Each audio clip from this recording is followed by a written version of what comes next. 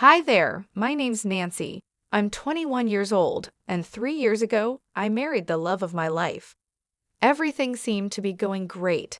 Even though my husband is Spanish, we didn't have many problems except for the language barrier. To show my love, I decided to learn Spanish so I could talk better with him and his family. That's how much I loved him. I was doing this in secret. Johnson, my husband, and Mary, my mother-in-law, didn't know I was learning Spanish. Not only was I learning, but I got pretty good at it. I knew that if I was in Spain, I could manage. You might be wondering, if I'm so good at Spanish, why doesn't my husband know? Well, I was a bit shy. It can be scary trying to speak a new language, especially with people you're close to. But I decided it was time to stop hiding. I needed to speak Spanish with both my husband and my mother-in-law. After all, I learned it to make communication easier, right? Well, it's a good thing I didn't start speaking Spanish right away because I found out some surprising information one day that led to a series of unfortunate events. Hello, Mama. How are you, my son? Thank you for inviting me over this lovely Sunday afternoon. It was our pleasure, Mom. Hello, Mama.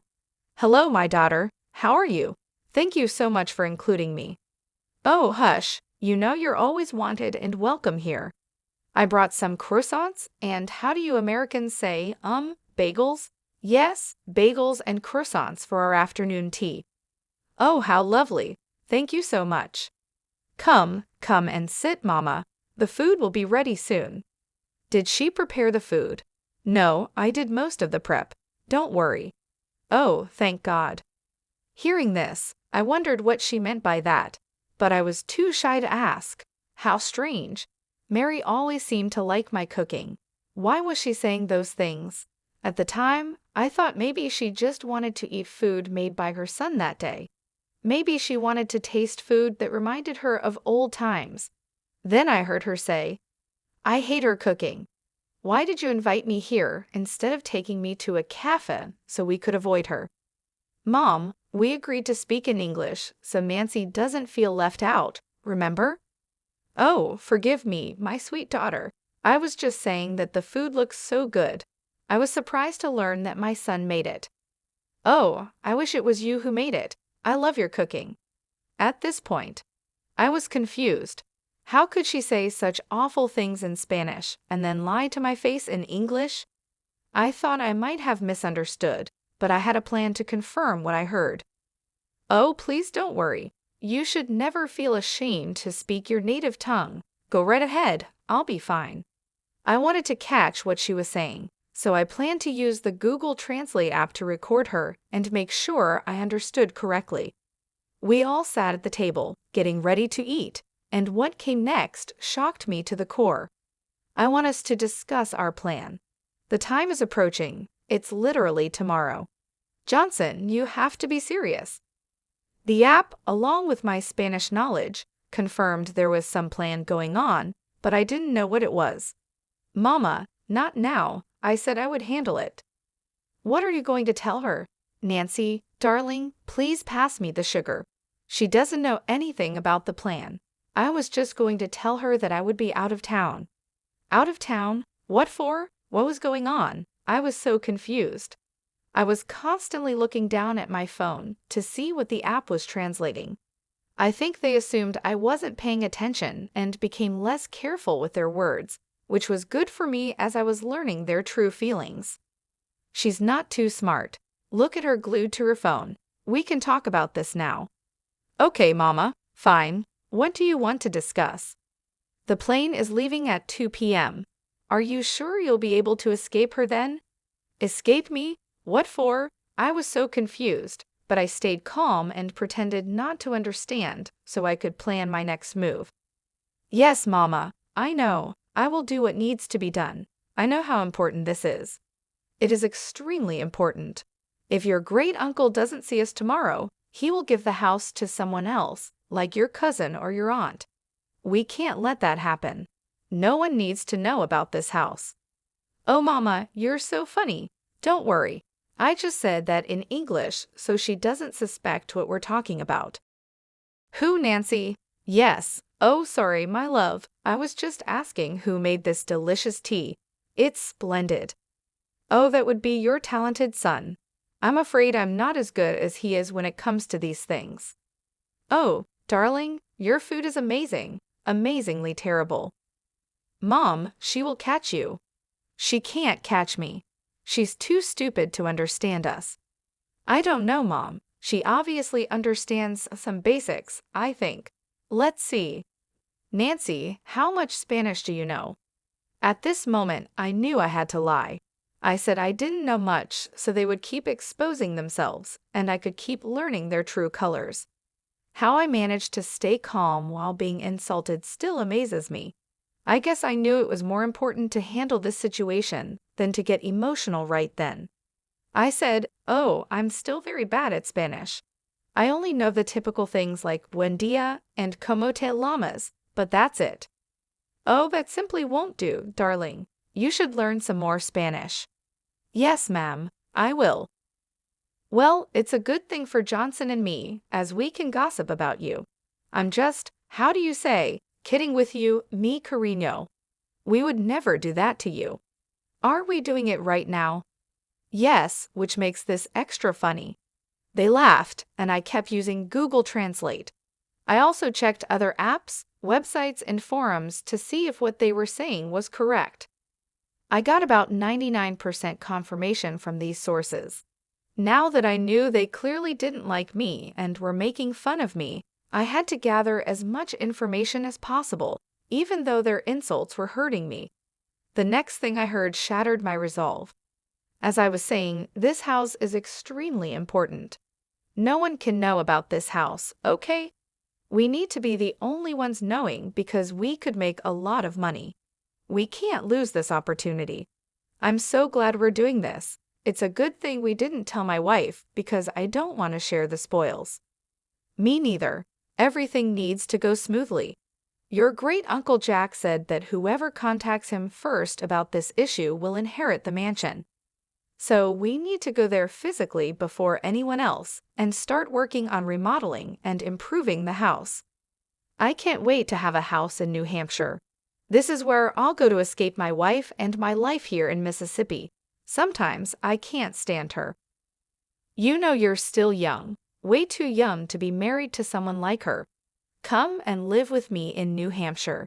You can enjoy your youth with women and booze, have a good time, and then settle down when you're ready. Let's leave this place. Honestly, Mama, I think you're right. I couldn't believe what I was hearing. I felt tears welling up. Excuse me, what's wrong? Is everything okay? Yes, I just need to get something from the kitchen. I couldn't listen to them anymore. I needed to collect myself and not make a scene. How could they say those awful things with me right there in the room? Did they have no shame? I was so upset. I began pacing up and down the kitchen, and then I saw my mother-in-law's purse sitting on the counter. I decided to look inside and take her phone. Luckily, it was unlocked. I opened her WhatsApp and sent Uncle Jack's number to my phone. I quickly deleted the text from her phone, so it looked like nothing happened. It felt like I was acting on instinct. I didn't know why I did it, but I was glad because I was now planning to get back at them. I returned to the dining room where the conversation was still going on. They seemed to be talking about the same thing. So tomorrow we leave for the vacation. I think it's well deserved because of all the hard work we've been doing. I second that. We deserve this break.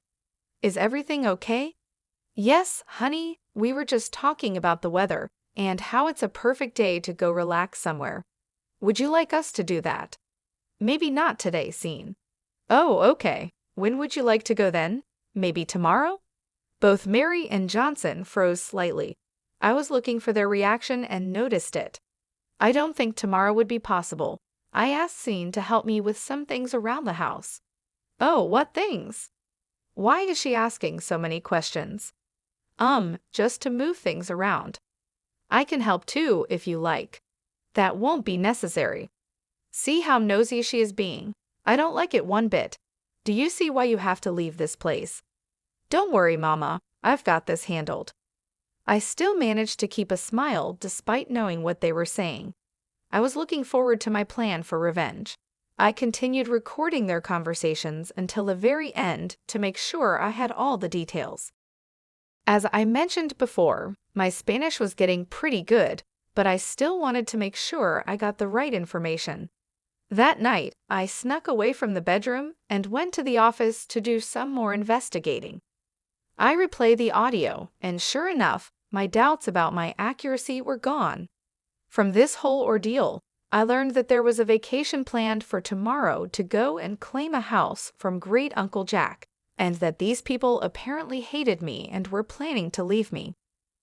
A bonus piece of information I got was when I went to the kitchen to pace.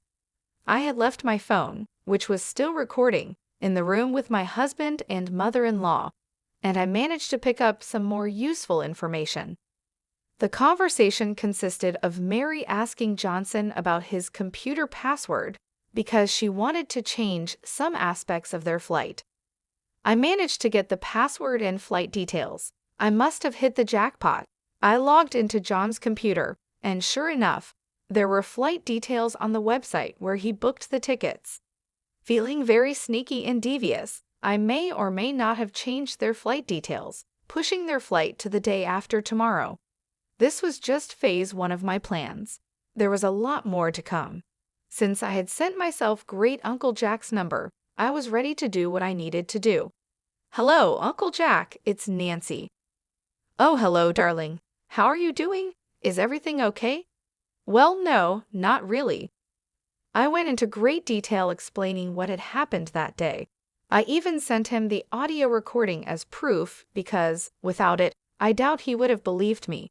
We cut the call so he could listen to the voice recordings, and we talked again after he finished listening. Wow, I don't even know what to say. How could Mary and Johnson do this? They were such sweet and innocent people when they were younger. How could they do this to you, to me? I know, it's a lot to take in. It was shocking to me too. You have indeed improved your Spanish. Well done. Thanks, Jack. But now that we know this, what do we do? Well, obviously they're not going to get the house. That's a fact. After hearing all of this, there is no way that I would never give such a valuable and honorable gift to people who plan to ruin it with their evilness and foolishness. Okay, I get it. It's your house, and you have every right to do what you want with it. Yes, I do. From now on, I will ignore their calls. Let's see how they feel about that. Thanks again for bringing this to my attention. You are a good and kind-hearted person, Nancy. Please don't let the ugliness of this world change you. Thank you for your time and willingness to listen. Hearing what you heard today couldn't have been easy. I applaud you for your strength. Please take care, Uncle Jack. You too, love. Good night. With that, I knew I had secured the downfall of both Mary and Johnson.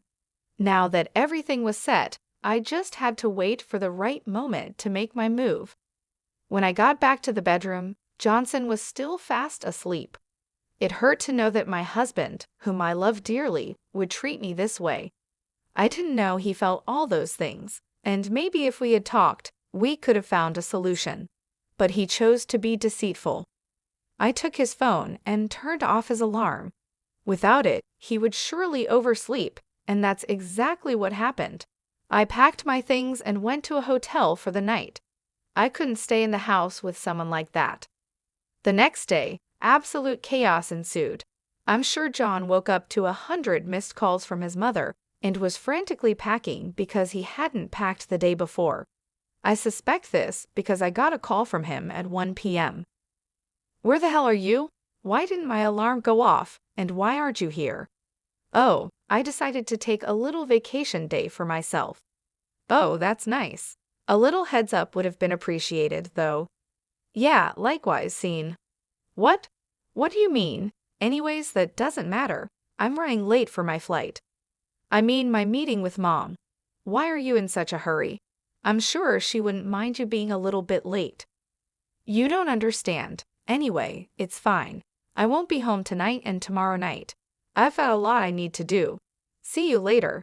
Before I could even respond, he hung up. I'm pretty sure he was so overwhelmed that he didn't even check the proper details of his ticket, which I had changed to the next day. Through the Find My iPhone app, I saw that he made his way to the airport.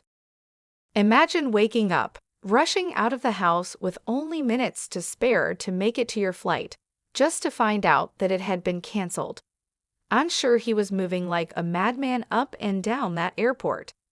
I could almost see him frantically checking his phone, realizing the flight details were wrong. Suddenly, I received a call from Mary. "What have you done?" "What do you mean, Mary?" "Drop the act. I know you tampered with our flight." If by tampered you mean changed the date, then yes, that's exactly what I did. "Why would you do that?" "I was trying to help you guys out. Didn't you say you wanted John's help with moving some stuff around? I noticed that you had the flight booked for today, the same day John was supposed to help you, so I decided to change some things." "You're welcome." "Johnson, come and talk to your wife before I reach through the phone and strangle her." Johnson grabbed the phone. "Listen here, Nancy. I don't know what you've done, but whatever it is, stop it right now." "Uncle Jack still isn't answering his phone." "Try again," Mary said, her voice shaking with frustration. "He isn't answering his phone because he doesn't want to speak with you too," I replied calmly. You can understand us?" Johnson asked, sounding shocked. Every last word. But how?" "I've been practicing," I said, feeling a strange mix of satisfaction and sadness. "I've been learning Spanish so I could communicate better with you and your mom. But now I see it also helped me uncover your plans." Johnson's face went pale. You knew all along." "Yes, I heard everything. Your plans to leave me, to claim the house without me knowing. I heard it all." Johnson and Mary were silent. I could hear their heavy breathing over the phone, the shock and fear evident in their silence. "So what now?" Johnson finally asked. "Now, you deal with the consequences of your actions," I said. "I already spoke to Uncle Jack. He knows everything. You won't be getting that house." "But Nancy, you don't understand," Johnson pleaded. "We had no choice. We needed that house." "You had a choice," I said firmly. "You could have been honest with me. Instead, you chose to deceive me. Now you have to live with the consequences." There was another long silence. Then Mary spoke, her voice trembling. "Nancy, we're sorry. We didn't mean for it to go this far." "It's too late for apologies," I replied. "You made your bed. Now you have to lie in it." I hung up the phone and took a deep breath. It was done. I had exposed their plans and ensured they wouldn't get the house. I felt a sense of relief, but also a deep sadness. The man I loved, the family I thought I was a part of, had betrayed me. But I knew I had to move on. I packed my things and checked out of the hotel. I decided to stay with a friend for a while until I figured out my next steps. As I walked out of the hotel, I felt a mix of emotions: anger, sadness, relief, but most of all, a sense of empowerment. I had stood up for myself and taken control of the situation. And now, I was ready to start a new chapter in my life, free from deceit and betrayal. "I told you, Mama. I told you she might hear us." "So that means yesterday you heard everything?" "Yep. Here's what's going to happen. I'm going to divorce your good-for-nothing son and leave you two to deal with each other. How blessed stay. Oh, and next time you want to talk about someone with them right there in the room, make sure they don't understand what you're saying. Have a nice life." I hung up before they could respond. I was done with their nonsense. Later that day, I got a call from Uncle Jack. "Hello, dear. How are you?" "I'm a bit upset. I just had an ugly fight with John and Mary, and now I'm getting a divorce from him." "I'm so sorry that things turned out this way, Nancy. It's part of life, I guess. How are things on your end?" "Well, I finally spoke to them and gave them a piece of my mind. They are not happy." "What did you say to them?" "I told John that he's an idiot for treating you the way he did, and told Mary that she's evil for roping her son into her schemes. I also told them that I have given you the house." "You what?" "Yes, dear, the mansion is yours. Even if you get a divorce from John, It's all yours, and you can share it with whomever you please. I don't know what to say, Jack. It's too much. I wanted this house to go to someone kind and compassionate, but also tough and strong when needed. That's exactly who you are. A house is the least I could do after all the stress and turmoil those two put you through. The house is yours. Take it. After that call, I felt a strange mix of emotions. I had managed to distance myself from two toxic people, and on top of that, I had been gifted a multi-million-dollar mansion. It felt surreal, like something out of a movie. But it was real, and it was happening to me. The next few days were a whirlwind. I moved my belongings into the mansion and started to make it my own. Every room, every corner, became a testament to my resilience and strength. I decorated the house with a sense of newfound freedom and pride. I was no longer bound by the deceit and betrayal of Johnson and Mary. This house, this beautiful mansion, was a symbol of my victory over their treachery. As expected, Mary and Johnson were furious. They sent me constant threats, trying to intimidate me into giving up the house. But I stood my ground. Each time they sent a threat, I responded with a picture of a different part of the house, reminding them that it was mine, not theirs. I wanted them to see what they had lost, to feel the sting of their own actions. Revenge never felt so sweet. One evening, as I was sitting in the grand living room, surrounded by the opulence of the mansion, I reflected on everything that had happened. I thought about how much I had loved Johnson, how I had tried to learn Spanish to communicate better with him and his family. I remembered the hurtful things they had said about me, their plans to leave me out of their lives. It had been a painful journey, but I had come out stronger on the other side. I received another call from Uncle Jack. "Nancy, I just wanted to check in and see how you're doing." "I'm doing well, Jack. Thank you for everything. The house is beautiful. I'm glad you like it. You deserve it after everything you've been through." "I appreciate that. It means a lot to me." "You know, Nancy, I've been thinking, maybe you should consider staying in Spain for a while. You could use a change of scenery, and it might help you heal."